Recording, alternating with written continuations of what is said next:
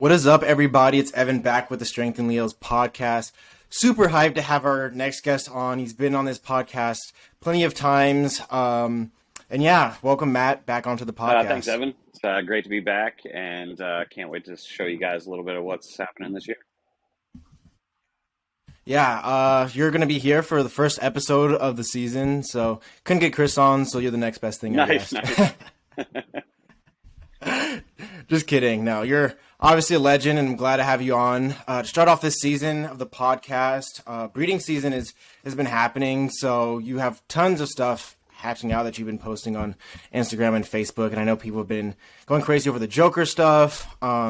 Some of the older lines that you're kind of resurrecting and bringing back that you were working with. So, what are some exciting things that you've been hatching out from this year, and kind of some stuff that you're excited for this 2022 Honestly, season? the coolest stuff is the Joker project stuff, and that's mainly what I'm hatching out. Probably, I would say a good 90% of what I'm hatching out is from that project. A lot of uh, the original clown male is being used for, I think he was bred to over 50 or 40 females this year. So yeah, Sheesh. he's going to have a lot of offspring this year. There's probably 250-ish babies on the ground at the time of recording this, which is like what, the 15th of June, and probably 175 of those are his. So there's going to be a lot of his lineage now, which is good because he kind of really hasn't been used in the last. I mean, he's 8 years old, and I probably used him 1 year, basically. Okay, nice. And then for the Joker stuff, if anybody hasn't been paying attention to your social media, there's also going to be a bonus episode to this episode that kind of goes a little bit deeper into this stuff that we actually recorded before. So just a quick synopsis: what is a Joker for anybody who doesn't know So what that basically, the is? Joker project is me taking the clown project one extra step. Whenever I kind of, left the hobby, the clown project really wasn't finished yet. The clown project was kind of um, still in its infancy of what I think could have been done with it. And so basically, I wanted to take it to the whole another level, and that's what the Joker project is. It's definitely a more crazy, sinister version of the clown stuff, and it's got some other bloodlines in it that are a little bit newer. There's some striped blood stuff. There is firebolt stuff. There's red diamond stuff. There's black knight stuff. So it's taking some of the newer stuff and infusing that into the clown, and then crossing those back to each other to create some really, really crazy stuff. And if I know anything about you, Matt, you always try to level yourself up every time. Yeah, So and we have I know some. definitely the stuff you've been trying to do is level up. We definitely have some crazy stuff. Like, here's one for instance for all of you guys that are actually watching this on like a video type area. But um, ooh, this guy is absolutely ridiculous. With the greens and the purples on it. Hold on, I'll see if he'll sit still a little bit here. I gotta get him up to the camera, but like this coloration is just absolutely crazy. And of course, he won't sit still, but hopefully, like, there we go. Yeah, crazy Yeah, and that's colors, like purple in real life, wacky jungle and pattern, the orange is almost like a man. reddish coloration, and it's just ridiculous. And that's just one of them. There's all kinds of other ones with crazy stripes and crazy colors, and like even the gem bold stuff is ridiculous as well. So it's gem bold crossed clown, and like they're just super clean. Um, which Oh yeah. there we go. Kind of, you can kind of see it if I can get my big hands out of the way. But like the cleanliness of the stripes is just crazy. So that's all part of the Joker project, along with a bunch of other craziness that is just super freaking cool. Here's another one that's, as I'm like sitting here, like just super ridiculous. That almost has like four different colors on the same animal, which is kind of nuts. So it's got the purple and then the green in between the orange. So there's going to be a lot of crazy looking stuff for sure. Nice. And with all the Joker stuff, I know you are kind of infusing a lot of different lines into it, just like you did with the clown, trying to increase that genetic diversity. So, is there any like one sort of lineage or one type of cross that you're super excited about, or one that's just looking insanely good that you're just really excited about for the future? Honestly, like they're all looking pretty cool in their own way, and that's why I wanted to call it the Joker Project because, like all the Batman series stuff, the Joker has been portrayed in so many different ways that that's kind of what this is going to be. Like it's literally going to take on so many different forms. There's going to be literally the main base form, and then there's going to be the three strains of albino, which I already have two of those hatched out. The rainwater one is coming, but it's just not here yet. And then there's also going to be a Black Knight version, and then there's going to be a Gem Snow version of all of those. So right there, you're looking at probably a good like 16 different lines of stuff that's going to be pretty crazy. And then take that times, I'm putting them into striped bloods, red diamond stuff, and firebolt stuff, and those are all creating crazy combinations as well. And then there's even like atomic clowns bred into it. There's just so many different lineages, and they're all creating something that looks a little bit like different than each other, but all having kind of that same original clown look as well. So it's going to be really cool, and I think once I start releasing more of them, you guys will kind of see the differences between the different lines. Gonna give people a hard time figuring out what to invest Yeah, in. There's yeah, just gonna be so much to and choose that's from. that's the whole point of it is like to have a little bit of something for everybody, and to because everybody has different tastes and stuff like that. So with this project, like the G project and the Clown project before that, there's so many variations of it that it's you can definitely find something that you like. Yeah, I think that's super cool. And even when you look at a lot of people with clowns today, it's kind of just taking that clown and breeding to make more clowns essentially. And I think it's really cool that you're not only just doing that and kind of do this whole rebrand and everything like that, but you're also just taking it into so many different directions, so many different albino strains, so many different line bred stuff. So there's a ton to do in the future with it as well, which is super cool. Absolutely. And I think that's, the best thing to do for the hobby and to kind of make leopard geckos cool again. Right, exactly. So along with that, I know you and what you're working with, and kind of how your brain works with a lot of these lines and stuff like that. So in terms of using the Joker and then crossing it into other things, I know you mentioned gym bowls are one thing. So other than the albino strains, where else do you see kind of the Joker playing an interesting role in with other kind of base Definitely the morphs? Black Knight. I've seen some really cool things happening with Black Knight cross the clown, like Joker stuff. And that's what's going to create something I think that nobody's ever seen before, honestly. I think it's very, very possible to create a pretty close to all purple animal.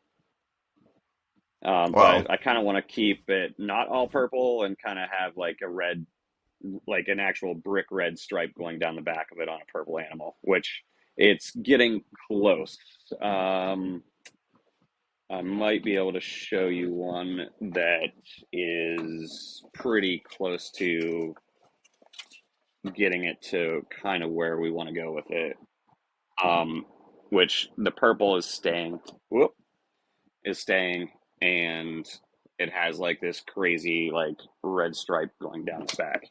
So It's yeah, crazy. so those ones are going to be pretty awesome for sure. Because Man, to get the that's purple wild. to stay with like having that really dark red, that's a little bit more difficult to do for sure. Yeah. Right. Yeah. So how many seasons do you think that'll be kind of like your target animal with the I cream of mean, the crop that you're looking it's one of for? those things that'll be constantly evolving, but I think we'll be able to see something that can pretty much be a standalone thing by next year. Yeah. Wow, that's crazy. Man, it's Yeah. moving fast. I remember like you were just starting to get everything and getting all the pieces together, and now you're already kind of going Yeah, full steam and I mean, ahead. this year is more of the year where I'm starting to see some of the fruits of the first crosses, and then crossing those back to other things. That's whenever the real fun's going to start to begin. So I think that's going to be the cool part is seeing the next generation. I mean, this generation's pretty awesome as it is, and once I start like actually posting some of the stuff for sale, people are going to be pretty impressed. I think. Right. Yeah, I think that's when the kind of the excitement happens. It's like you have your stuff from this year, and you're like, oh, you think this stuff is gonna be gonna be good. And like, just wait till next year, and then that's when all the good stuff starts popping out, which Yeah, is super yeah, cool. exactly. And I mean, honestly, like a lot of the babies that have hatched out this year so far, they're just starting to color up, and the ones that are growing behind them, like, haven't even really started yet. So it's one of those things that I don't even know, what the potential is yet. And because the earliest ones are probably so the earliest one that I have is probably about a month and a half old, and she's probably close to 30 grams. And she's already holding like really freaking crazy color.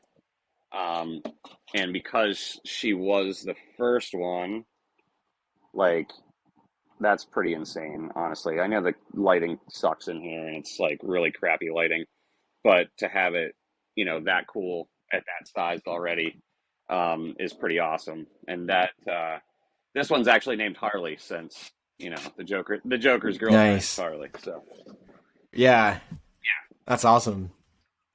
So in terms of holdbacks, what are you looking at to keep back from this year? so I'm probably gonna end up picking out like 1.2 to 1.4 of like each of the crosses, and then kind Okay. of breed those together, and then maybe do some other things where it's like take the male from one of those crosses and cross it to something else.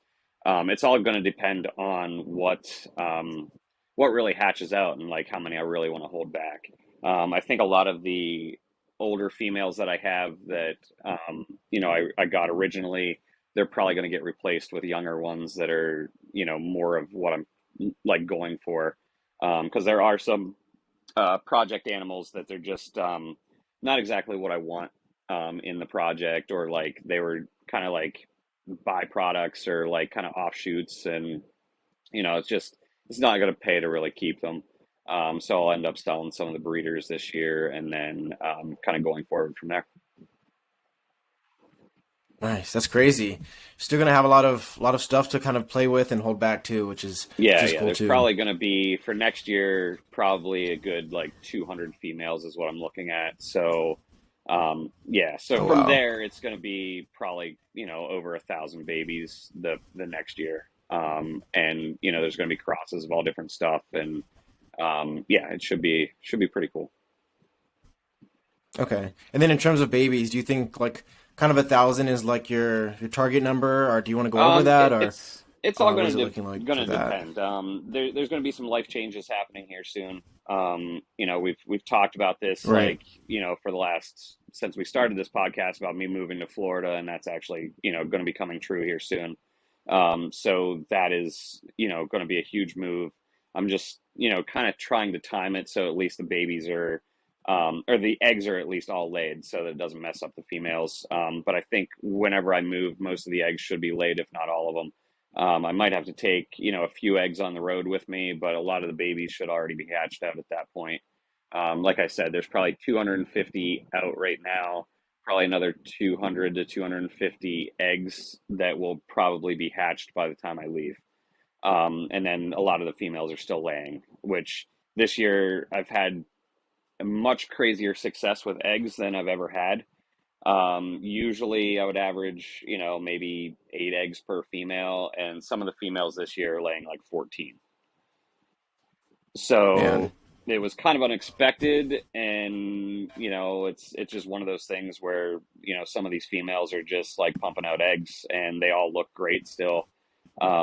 So I might have, you know, produced. I definitely produced a lot more than I did last year. Last year was kind of a bummer year, but this year, I think with having the animals all settled in, everything went much smoother this year.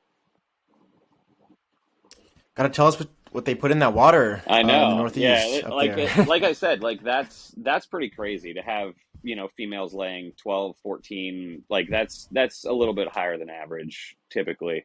I mean, most females like you're looking at like maybe 6 to 10, eight's probably average. But whenever you start getting into like 12, 14, and then they're still going. I mean, some of the females like they're on their 14th egg and they still are ovulating. So, yeah, at some point, like, and if they still look good, it's okay. But like at some point, you kind of cut them off and just be like, hey, like enough's enough. Like, you don't want to, you don't want to make them go too hard.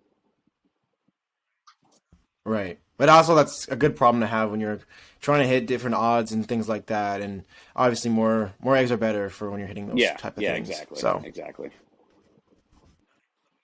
nice. So even when it comes to kind of setting up, the babies for this season, and then also looking forward for next season, I know you're always trying to think ahead in terms of pairings and kind of the looks you're looking for. So when it comes to thinking ahead multiple seasons, with breeding and stuff like that, what are some ways you kind of try to set yourself up to kind of go to that big picture, project, and continue to improve on those projects year after year? Basically, it's just you know, just trying to improve on everything every year. Seeing something that's maybe a little bit different and trying to like make it express a little bit more. Honestly, like you can have a plan for like, long term, but there's always those little things that come up either that put you back a year or two, or, you know, is something brand new that, you're allowed to start experimenting with a different look. And, with this Joker project for sure, I mean, infusing some of this newer stuff, there are some stuff, things that like I really even haven't seen before. I mean, with color and stuff like that. So it's going to be very exciting in the next couple of years just to see how far I can take it with line breeding the way I do. And I can't wait to see what happens. Nice. And in terms of adding new blood in, I know when you were obviously getting back in, you kind of bought a few things to get you started. Well, bought a lot of things Yeah. to get you started. Buying things back and then trying to infuse clown into some of that stuff. Nowadays, when it comes to buying things, do you think there's going to be a few pieces that you're looking to buy in the future, or are you going to just stick with the stock that you have now and kind of I go mean, off it of all that? depends. I mean, sometimes, there's something that'll catch my eye, and then other times it's just like you're disappointed with the availability that's out there. I did add a couple animals to the collection for next year that should help with some of the projects. But at this point, I can be highly selective in what I'm getting, and I kind of know what kind of looks I want to go for.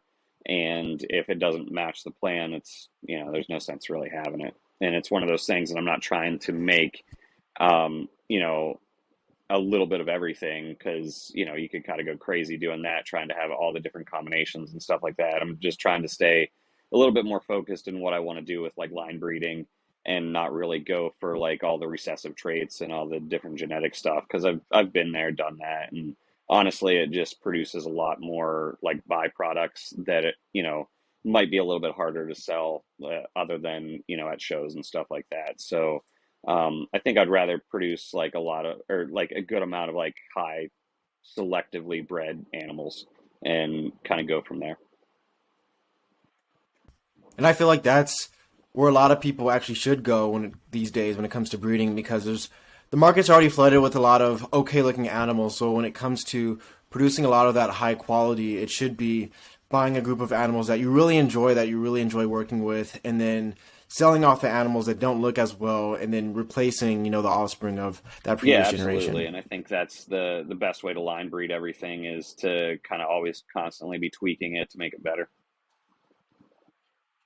For sure, for sure. So a lot of people who are getting into the hobby and even knowing how you kind of re-entered the hobby, getting the Joker and then establishing that, what were some ways that you really used to? Because if you would have got your clown and kind of crossed it into some ugly looking animals, you would have like came out with terrible looking clowns and stuff like that the first generation. But you kind of knew from breeding previously what it really takes to increase that that color, that bright brick red color and that pattern that you get from that clown lineage. So what were some things that you were looking for when you were getting back into things and getting back into setting up a collection to get stuff that you really wanted to get right off the bat looking fire? I mean, the biggest thing is like just getting stuff that I thought would, mix well with what I already had, basically. And, you got to know like your line and know what you're buying to kind of see what's going to really mix well and match well.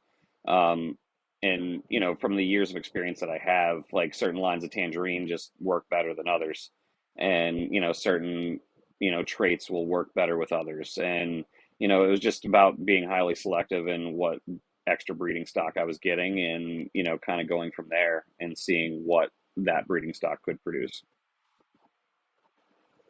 Yeah, and I know we've talked before in the series that we produced, kind of about how even Alberto kind of passed that on to you and being very selective in certain patterns and certain color traits and stuff like that. So did it take you a while to kind of catch on to being really highly selective and knowing what to look out for basically when you're trying to make certain pairings? Actually, not really. So funny enough, like I didn't know this until like recently, but I'm technically dyslexic. So yeah, so, Really? and this is one of those like weird Okay. things where most people don't know like what dyslexia really is. And my son was diagnosed with it, and he goes to a special school for dyslexia, and it is actually something that can be harnessed because it actually has to do with how the brain perceives things, and it's not about like just having trouble reading. It's basically whenever you read, you're using different parts of your brain that dyslexics they don't really kind of use, if that makes sense, but they use other parts of their brain to see things like kind of outside the box. So that's why a lot of stuff that I do comes a little bit more naturally and easily, because dyslexics kind of look at the overall big picture and they can kind of figure out where the puzzle pieces go a lot faster than most people. So that being said, it's one of those like things that I never realized what was going on. And I kind of always wondered like why people didn't see things like I saw them. And then finally, like, with my son having some troubles with like reading and stuff like that and being tested, because it actually is genetic as well. So it can be passed on. We've kind of figured out that I'm actually dyslexic. So that actually Wow. causes some of this stuff to actually be easier. And it makes me able to like see things a little bit differently. So that's a kind of a cool thing to have whenever you're trying to mess with genetics. So if anybody's mad at Matt, everybody blame it on his unfair genetic advantage Exactly, of exactly. being It's dyslexic. almost like selectively a selectively bred trait, if you will. Yeah. So my son will be absolutely great at this too. So like it'll be cool. Yeah. Yeah, exactly. Yeah. Get him in the gecko room and picking out geckos to Exactly, pair. exactly. Like right off the bat, we're just gonna teach them like how to do it. So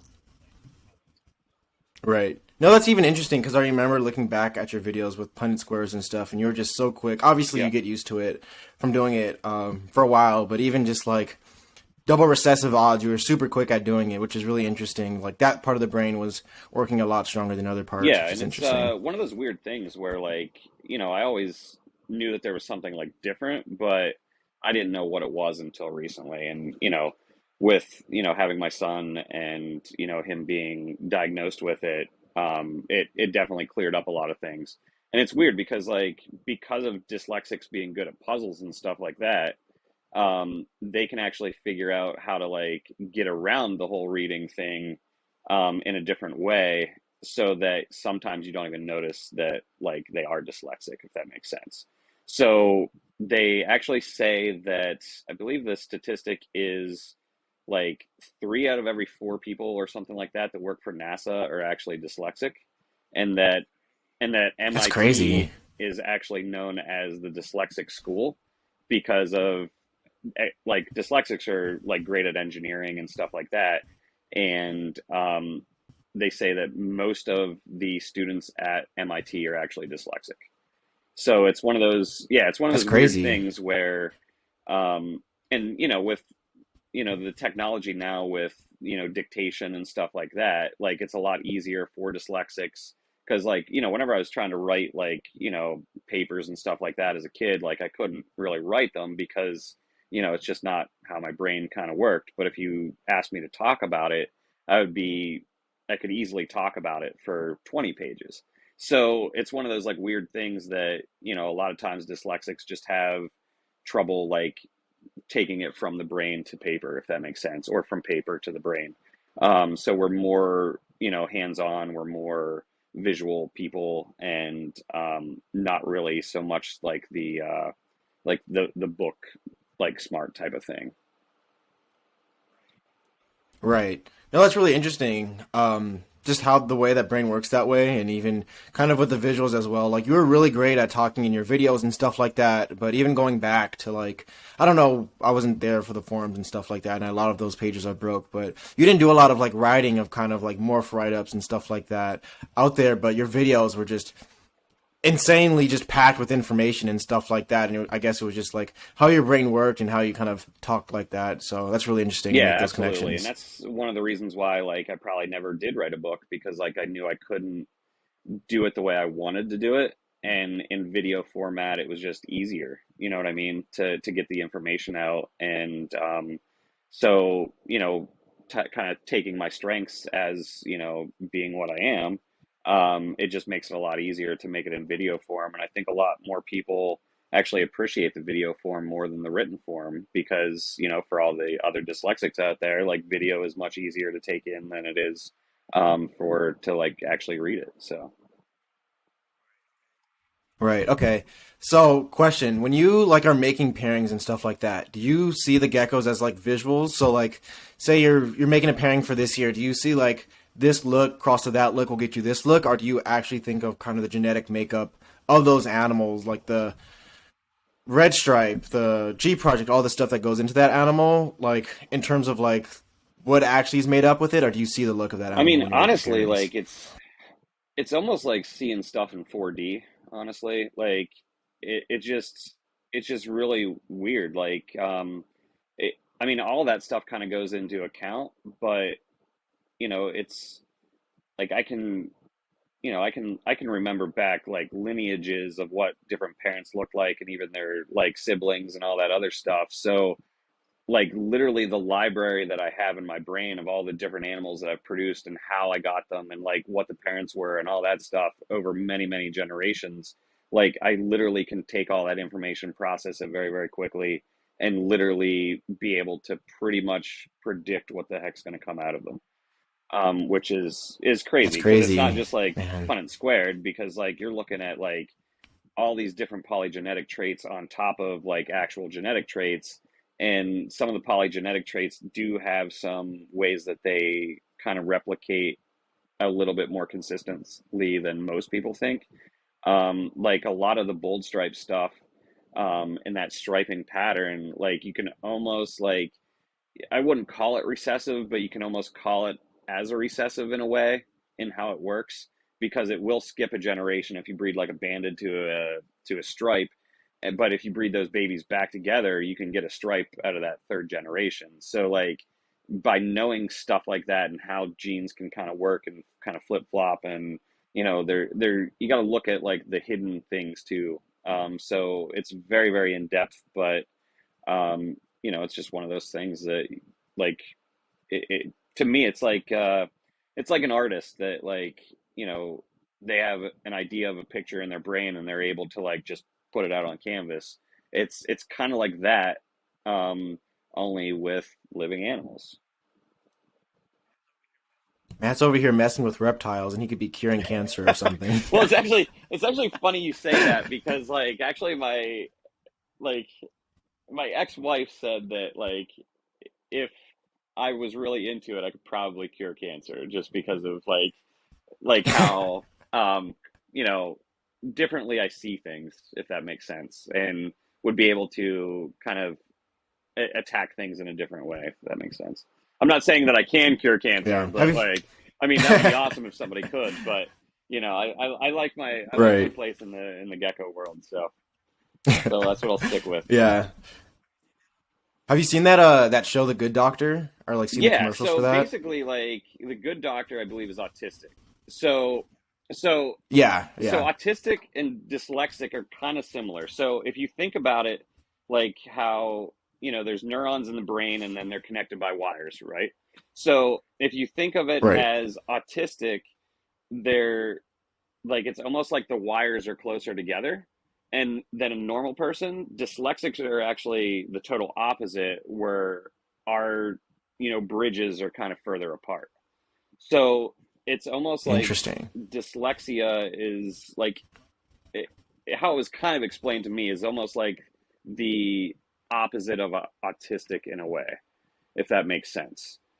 So like Okay. they're kind of similar in a way of how the brain is wired and how like we think about things, but on like a different spectrum, if that makes sense. Okay. Yeah, like I watched Interesting. actually a lot of TED Talks, and if like you want to see some interesting stuff, like watch some TED Talks on dyslexia, and like some people think that it can be like almost like a superpower because you see things differently than most people. Right, yeah. And you're definitely superpowering geckos over here, like genetic engineering and like seeing things in 4D and just the way that you think about pairings. Like I've talked to obviously plenty of people, but the way you kind of go and think about certain things and layering colors on top of each other. Like sometimes we'll be on the phone and I'm just like, how do you Yeah, even see that from different geckos? And it's just like the experience that you've had and like just the way you think about geckos, it's in a totally different way that I think a lot of people these days think about pairings and even just what mixes well. And especially, I think even the coolest thing is just making crosses to make new things. Like anybody could breed two cool bandits and make a nice bandit, but crossing like the Black Knight stuff to the Joker and then creating a cool like purple animal with that red stripe, like that's just yeah, and I insane to and I me. think there's going to be like a darker version of that too that's going to be crazy, and I've already seen kind of what it can look like in an albino form. There's a girl in Canada that she produced those like Tremper Black Knights with a stripe down the back. Um, Right. I It's called ash or Yeah, the something like lava. that. Yeah, Is something that what like it that. is? And Yeah, like yeah. if you look at that and kind of make it a non-albino with the coloration of the Joker and like that would literally be purple stripes that stay with a red stripe down the back. So I think that would be a way to really get that purple to stay longer. And then especially like on the Black Knight animal that's already making those sides darker because like what a lot of things like with the original clowns, what would happen is the orange would just overtake everything and then turn those lavender stripes almost into a greenish, and then they would kind of fade to like a yellow because the orange was taking over. Right. But if like, and I think we even talked about this in the podcast about using the Black Knight in a different way to create something different. And the Black Knight as an animal and as a thing, like a lot of people just look at the black of it, but if you look, most of those animals, even whenever they're born, have like the banding on them is actually like wider than normal. So it over almost overlaps like where it would normally be yellow, if that makes sense. So it's almost like a like hyper darkness of it, but not like necessarily the black. It's almost a hyper patterning instead of like a hypo patterning, if that makes sense. So if you took Okay. the hyper patterning and put that into like say a bold stripe with crazy ass color, then it's literally going to turn purple and stay purple like its whole life. It'll actually probably be really dark at first, and then as it ages, it'll actually turn into purple with the red stripe down the back. So I think it actually is really possible because the Interesting. color palette is there. It's just figuring out the right combination of how much to use and how much not to use because you don't want to go too far to the Black Knight side and then turn it all black. So it's going to be like this, balancing game of how much color do you want to infuse with the right amount of Black Knight to create the ultimate animal, basically.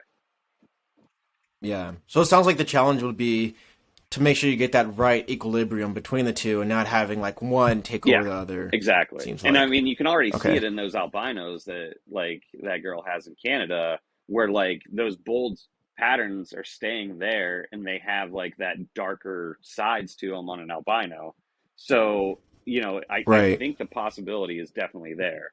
And like I've already kind of been working on it and tweaking it, but it's one of those things that's going to take like 2-3 generations, I think, to really like hone in on it and figure out what's going to be the best because Black Knight as itself, like you can have babies from the same parents that some are really really dark, some are some are lighter. So figuring out like how to balance that's going to be the big thing. Yeah, that's crazy, man. Even just to think about that, and you'd like explain that so eloquently, and I was like just processing it in my brain. And I'm like, okay, like that line to that line, but it all makes sense when you all put it all together. And again, that's just crazy the way that you could see that stuff and looking at different color palettes and then how to create those based on various lines that are already out there, but no one's even thought about it or done it And yet. that's the So, biggest thing is like you gotta use the lines that are already out there and maximize what they can do basically. And unfortunately, what a lot of people do will outcross them to the wrong thing, and then it takes away years of work, and then you can just never get that back. You know what I mean? Like outcrossing a lot of the original G project stuff, people had outcrossed it like the next generation, they lost all the carrot tail and it's gone, and you can never get that back. You know what I mean? Like you almost have to be very selective in how you line breed and then line back to what you wanted it to so that you can get some of that color back in. And it's like we talked about before about how you have to kind of braid it together to get, the look that you're looking for. right. So looking back, was there ever a project that you thought was just going to look super cool and you kind of worked on it for a few years and then eventually scrapped it because like whatever you were working on just didn't look right or didn't get quite that color that you were looking for in the past? Not really, but there's like been other projects that like once I made it, like I just scrapped the whole project because it was like about making the combination. I mean, the Predator was the one of the main ones that I did that for, where it was like, creating a Murphy's patternless radar. And then, once you get there and, it, it's not that impressive of an animal. Once you make it, it's just hard to make.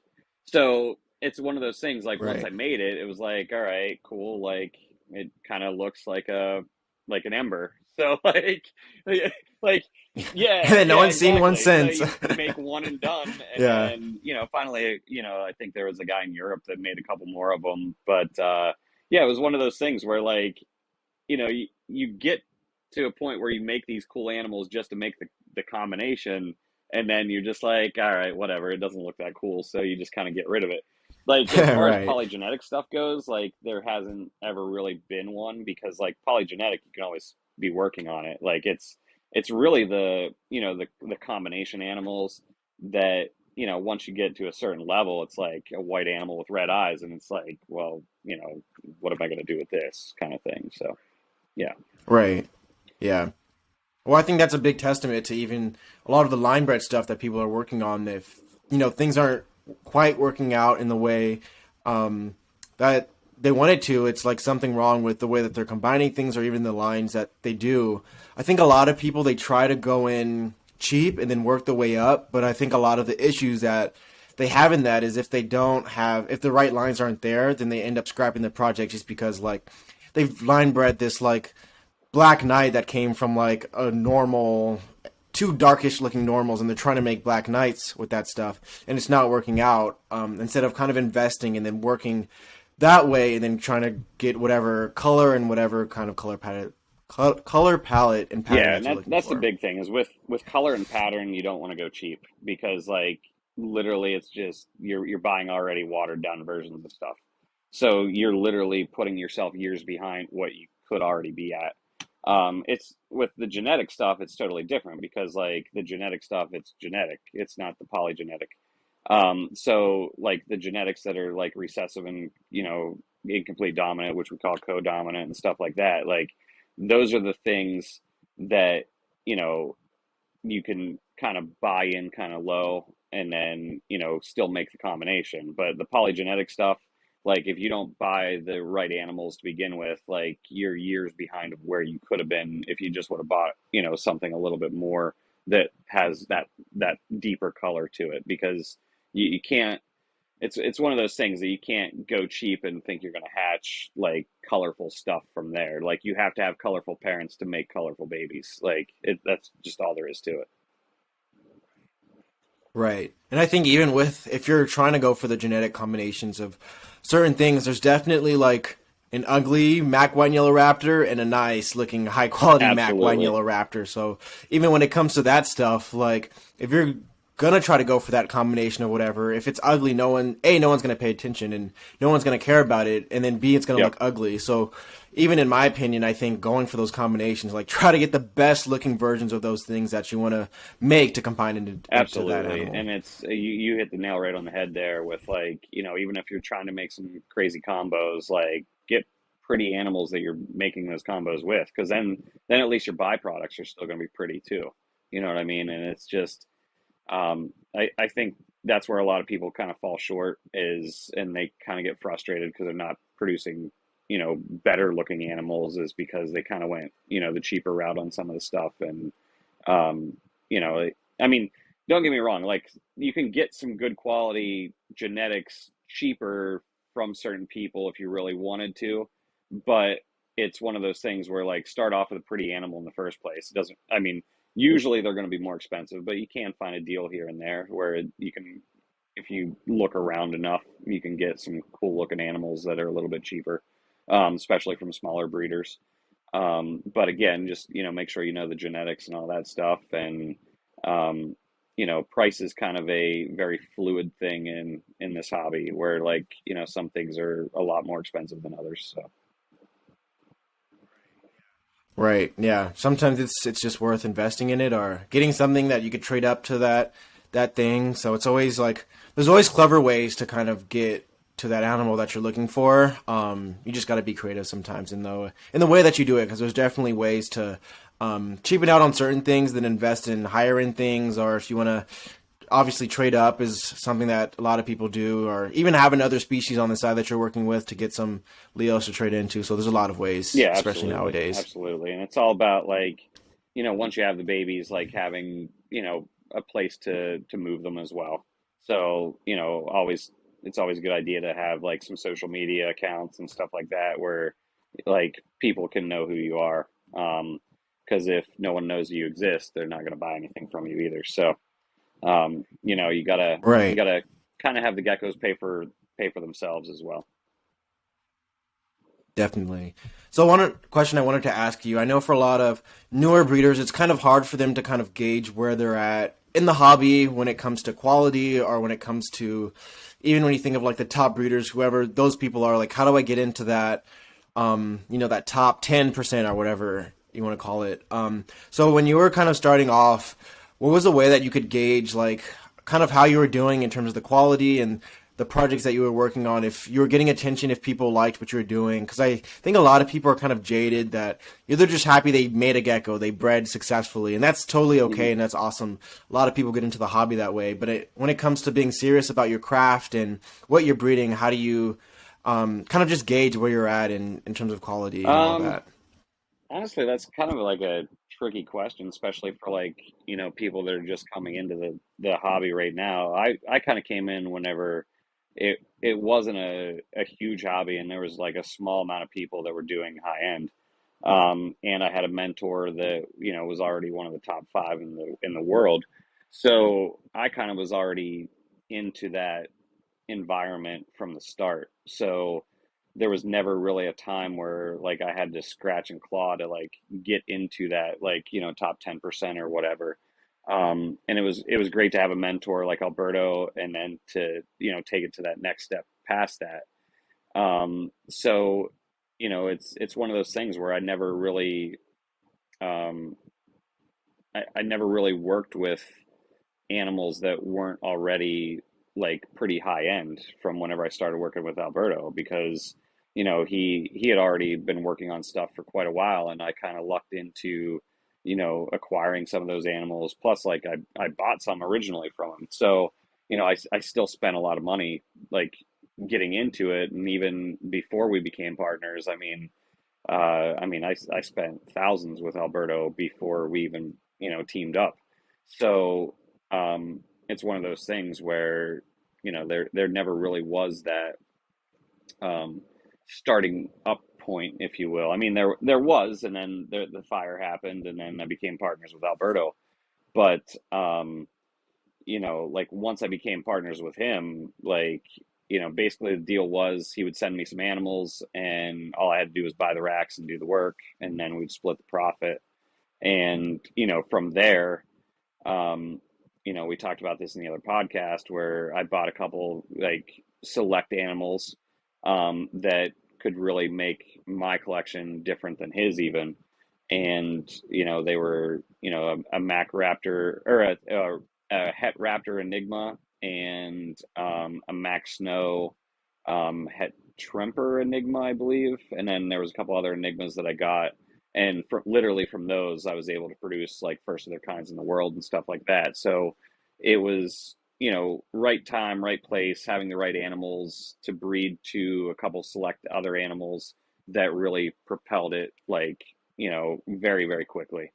And I'm always grateful for that. And I just, was able to come into the hobby at the right time where I was able to make those first of their kinds in the world very, very quickly. And, a little bit of luck too to be able to do it. So, it was one of those things where, that was my second real year of breeding and, creating first of their kinds and naming them, is pretty crazy. Like today, you can't do that. So, um, it's kind of hard to almost even give advice to the new people coming in because there really isn't much that is, super new that people can create first of their kinds in the world as far as like, the simple recessives and codoms and stuff like that.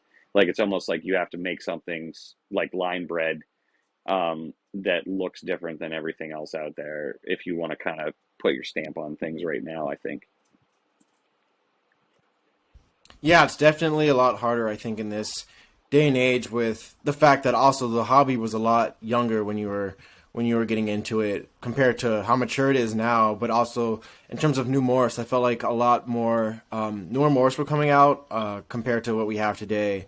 So obviously there's a few new things that's popped on the scene in the last couple of years, but it's a lot harder from the morph combination standpoint of trying to create the world's first type of thing compared Yeah, to how it was absolutely. before. And whenever I first came onto it, like we're talking about, I mean, the Raptor was brand new, so the Eclipse gene was brand new. The Max Snow was brand new. The Enigma was brand new, and those were three of them within a year, 2 year period that changed everything. So before that, we really only had like the three albino strains, the I mean, there kind of was like the line bred snow, if you will, at that point, but like it wasn't something that everybody thought of. I mean, the ghost was there, but like again, people didn't really. It wasn't a game changer at the point because there wasn't, um, colorful enough animals to make the ghost really kind of stand alone, if you will. And then of course, like the Blizzard, the Patty, the three strains of albino, which I think I already said that. Um, those were out, but like there was nothing that like was the game changers like the Eclipse gene was and the Max Snow gene was to create a super and the Enigma gene was, even though like it's genetic problems. And then even after that with the white and yellow, like the white and yellow also changed things again. And I just happened to be there at the cutting edge of all four of those. And, I was lucky enough to have the Marble Eye, even though like the Marble Eye really like it never was like a crazy thing because, there was already the Eclipse gene. So it never really became one of those game changers. It was kind of like another gene, if that makes sense. And I mean, really, that's all we've really had other than the Lemon Frost fiasco and now the Cipher. But you know, to have all those different genetics coming out in a very short period of time, like that was the real time for craziness, honestly. Yeah, and I think that just speaks a testament to just who you were, just taking advantage. Because I feel like a lot of people that were within that same era as you, within leopard gecko breeding, they kind of just sat back and kept what they were doing and just enjoyed the show, basically. And I think you, on the other hand, took advantage. You saw all of these opportunities to create new things, new line bred things were developed as well, along with the morph side of it. And you kind of took advantage to not just see these things and kind of make just enigmas or just snows or just even just raptors at that point, but also just combining different things and looking on the cutting edge and the innovation of combining different morphs and just seeing the possibilities of what leopard geckos could be and what it is today. I think that was a big testament on your part, but then also just taking advantage of the opportunities that were Yeah, laid at thank your you. hands. And I really appreciate that. And it, like I said, it was the right time, right place kind of thing where, I was the first one in the world to put all those new genes together. And then just from trying to get that, like there was all the byproducts of other first of their kinds in the world. You know what I mean? Because like just trying to create the dreamsicle, like the nova, the black hole, like the I wasn't the first to create the bee, which is the black-eyed enigma, but it was also a byproduct that I had. I think it was like a week after the first one was produced. So just from there. I could tell just by the name that you didn't Well, get actually, the that funny one. part is I actually named it though. Yeah, Oh, so really? because since everybody was so like pissed off that like I was naming like the Dreamsicle, the Nova, which actually I think the Nova was first, and then the Dreamsicle because it added the snow, and then the Black Hole was like I can't remember which order, but it was those three first. So like the B actually was after all of it, and my friend Mike Rakowski actually produced the first one of those, and everybody was like so mad, like, "Oh, this isn't ball pythons. Why are you renaming everything? Why can't you just call it what it is?" Blah blah blah. So I was like, "Hey, Mike, let's fuck with these people, and let's call it B for black-eyed enigma." And then they can't say anything because that's what it is. Like that's the genetics. Like kind of like saying raptor. Like we're just gonna call it Right. that, and then we'll just laugh at them. So Okay. like literally that's how it got its name was me and him, yeah, me and I him didn't know talking that. about it, and like cuz he didn't care to name it. So I was like, "Hey, let's just call it Right. this so then it can like shut all those people up that are like complaining that I was, basically rename or like putting names on the things that I was creating basically." So, Okay. Well, that makes sense because it was more clever than just like yeah. Black Eyed Enigma. There was like a story behind it. Because I felt like it would, if you did produce it first, it probably would have had kind of a similar theme to the other names that you Yeah, already and had. actually, like at that point, even if I would have produced it first, I think I probably still would have called it that, just to just to throw it Okay. all off, because like I kind of wanted Yeah. all the Tremper stuff to be like kind of space themed, if that makes sense. And if Got you it. look, like most of them are. So like with the universe Right. and stuff like that, and I think other people have kind of like done the same. So like even with the rainwater stuff where, I wanted them all kind of like something to do with water. So like typhoon and stuff like that. And then even like with, how Craig Stewart renamed some of the stuff that I produced first, like he did similar names like cyclone and stuff like that, where it's kind of like stormish, like Right. water related stuff. So, in some ways, like some of the stuff kind of stuck.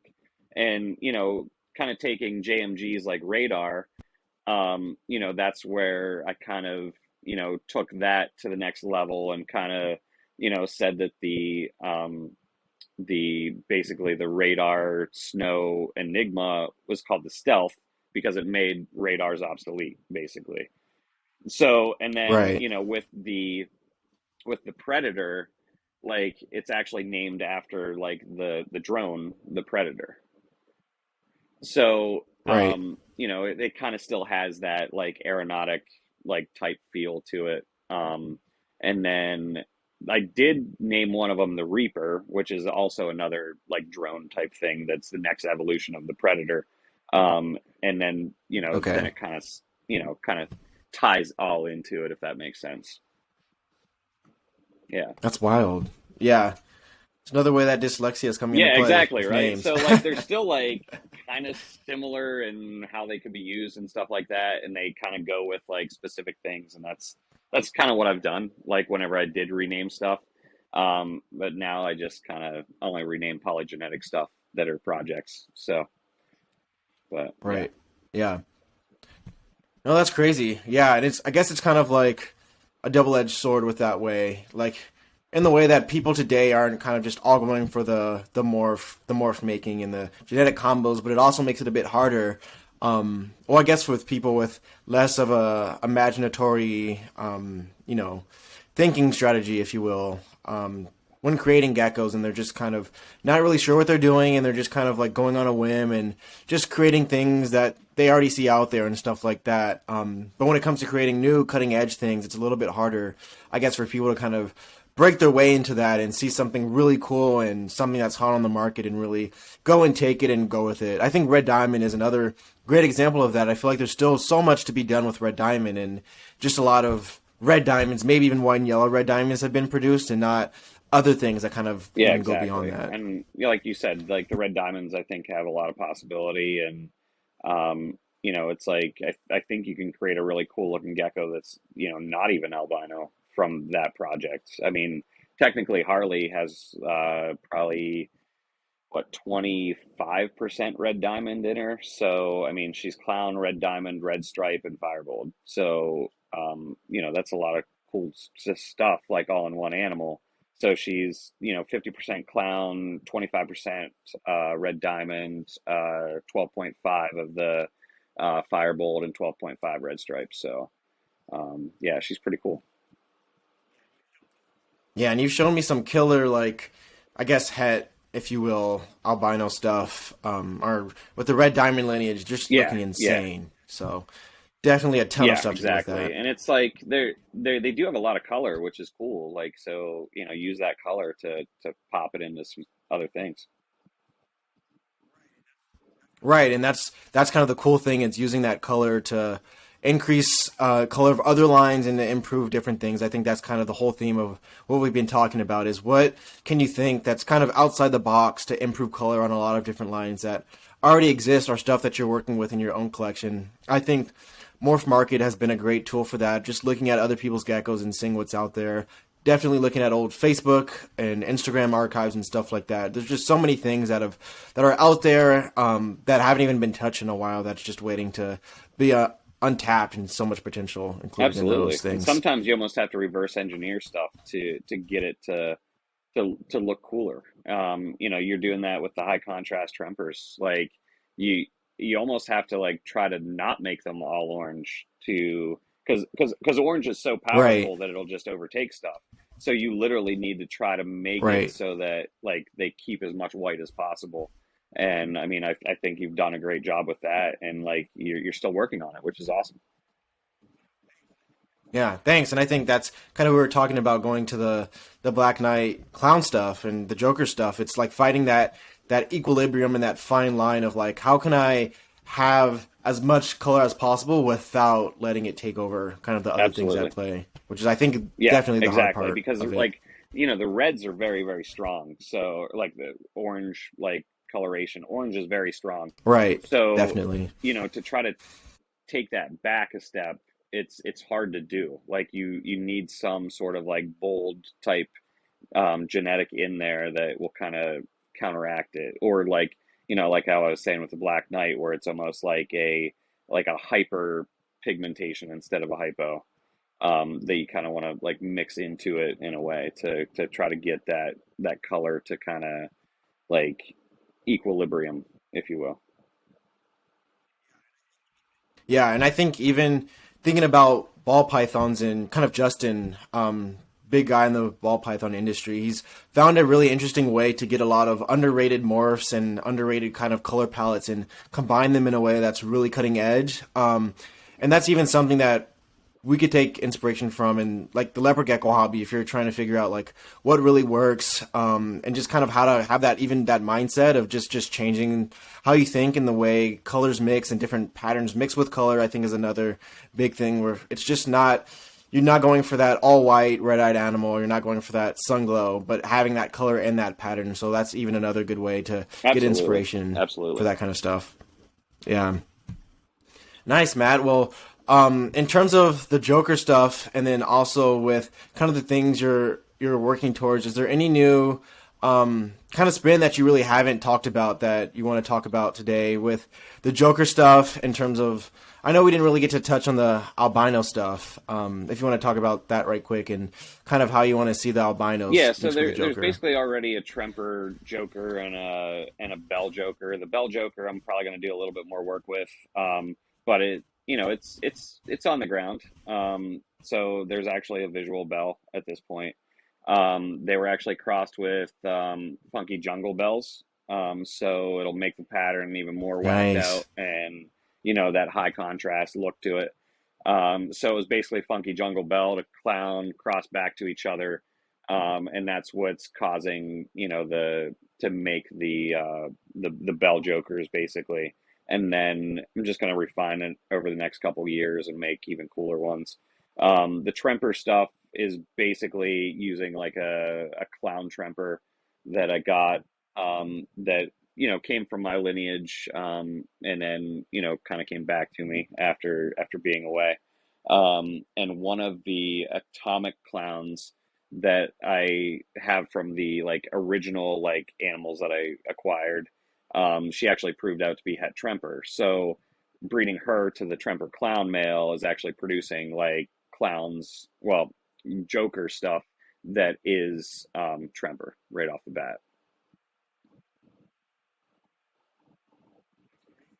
Yeah. That's crazy. That just the amount of diversity you have in those different things. And man, funky jungle stuff is super like underrated. Like I think Chris might be the only person I really know still working with it. And just to have that and to adding that color and just a lineage that goes behind that, Yeah, I think and is super the cool. funky jungle that I have is the original like stuff. So it's pretty crazy, honestly. And like the amount of color, and they have a lot of carrot tail, and like they keep their color like well into adulthood as well. So they're cool high contrast too. So a lot of them are, striped and jungled, and they're just really cool animals. Actually I want to produce more of just funky jungles, but last year and this year is more of the crosses. So next year I'll probably try to produce Right. more like just pure funky jungles, for everybody to enjoy, because they're pretty cool as well just by themselves. Cool. So for anybody who is kind of listening to this, and just feel super motivated to kind of like do their own thing and make some awesome crosses, just for some advice, I guess, to leave people with, what is something that you really think could really help take people's collections to the next level? Just any advice that you could kind of give them a little nugget of knowledge to just take with them for, if their breeding season is kind of getting started, and some things to look out for, or even just for prepping for next season, some stuff people could use to take their collection to the next level. Basically, it's like just make stuff that you enjoy making, like stuff that you're never going to get tired of looking at. Like, because if you don't sell it, like you want to still enjoy it. You know what I mean? Don't get burnt out by producing all these animals that you think other people are going to like and whatever. Produce stuff that you want to look at. I mean, and that's the biggest thing is like if you produce stuff that you like to look at, other people are going to enjoy it too. You know what I mean? So like don't try to follow all the trends of what's hot and all that other stuff, because like that's other people's idea of pretty. You know what I mean? So like make your own idea of what you want animals to look like, and just kind of go from there and enjoy it. And obviously like just try to stay out of the drama of the reptile hobby as a whole, because there's so much of it, and like people getting jealous and all that crap, and it's just like, for what? Like it doesn't, you know, like kind of crapping on other people isn't going to make like your animals any cooler. You know what I mean? So it's just one of Right. those things where, let the animals do the talking. And usually the people that do that, they're going to be around for a while. Right, definitely.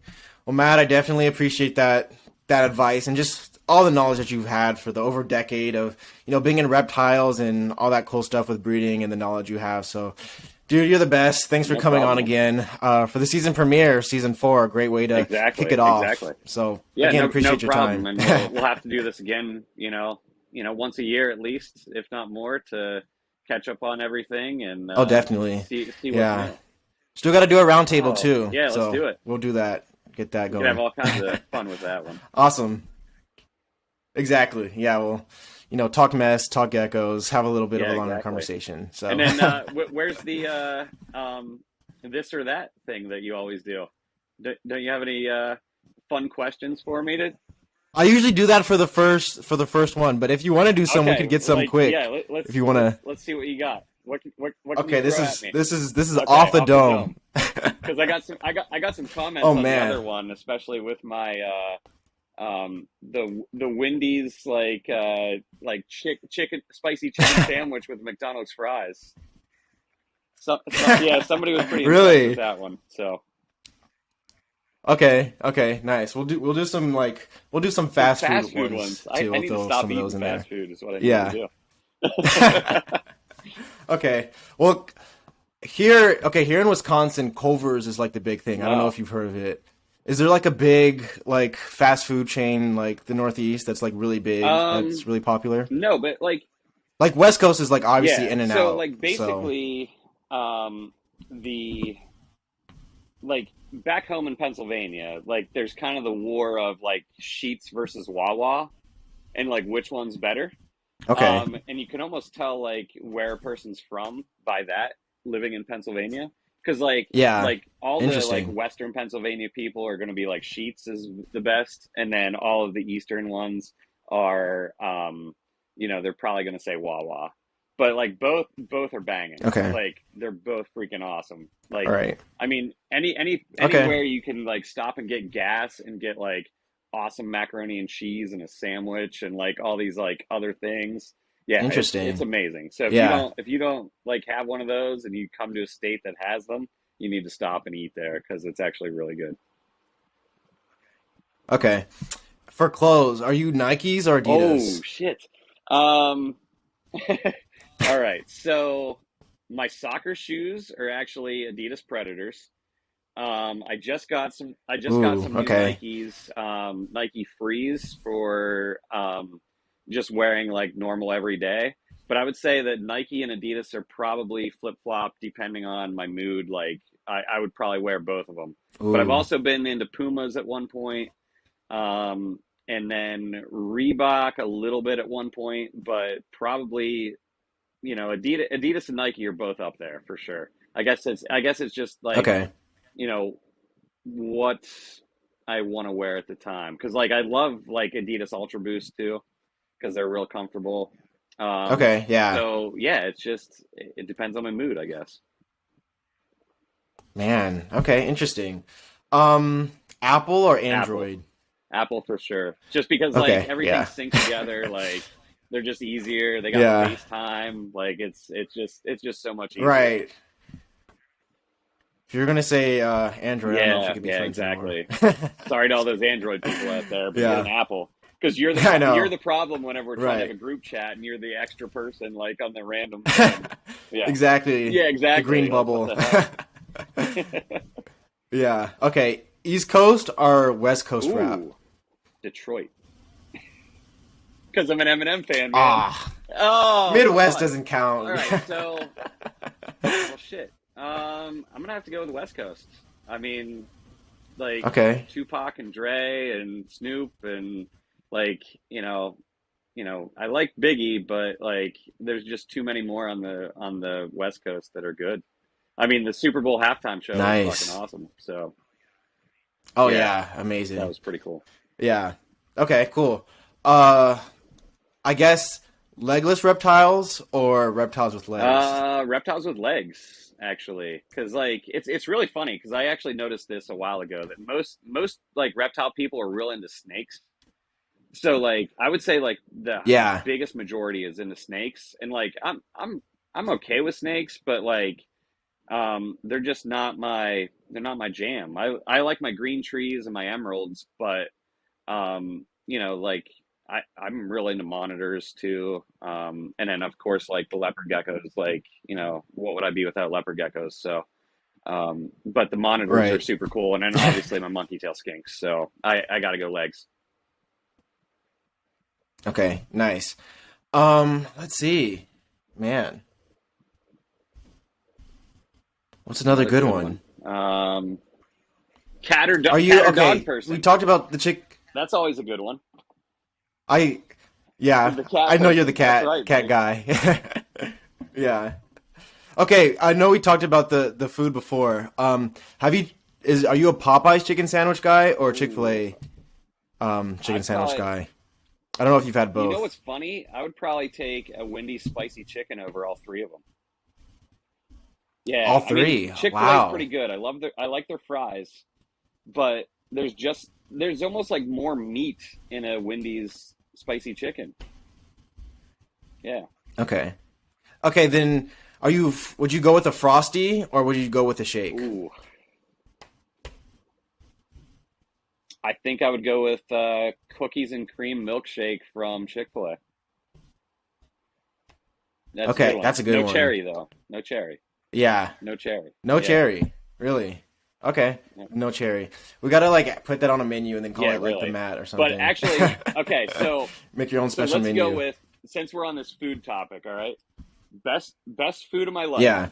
like no matter what it is on the menu, Alberto's restaurant in Queens. So we're gonna give a shout out to Alberto's restaurant. If you guys are in New York City or anywhere near it, Nice. Whitestone, New York, like he's got the best Italian food on the planet. If I've seen the food. I've seen you Yeah, post the yeah, if you food have, and it looks amazing. yeah, like check Authentic that and stuff out. It's on my Instagram.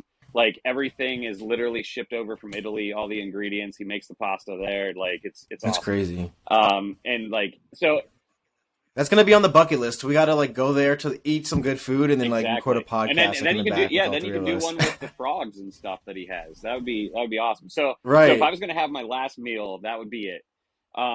Favorite meal Okay. under, let's say $10 would have to be, you have to go to like the mall food court and get some chicken teriyaki that they throw on the grill.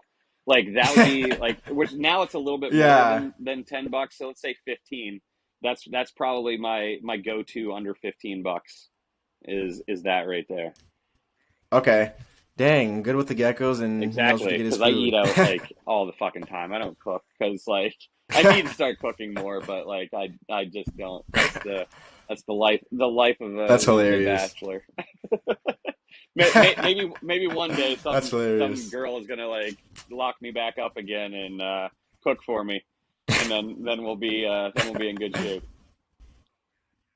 Oh man, yeah, get mad at Yeah, girlfriend. yeah. And, Maybe once I it'll get be down all to good. Florida, it'll be all good. Right, exactly. I Be careful know with the they Florida might girls, be a little though. crazy, but no, they're probably all a good time Right. though, so it's good. Yeah, that's hilarious. Well, again, man, I appreciate you for coming on. Always a fun time talking. Great information. So we'll All have you right, on sounds again good, soon, man. bro. Hope everything goes well with you, and All right. we'll talk to you soon, man. All right, you too. Cool. Have a good one.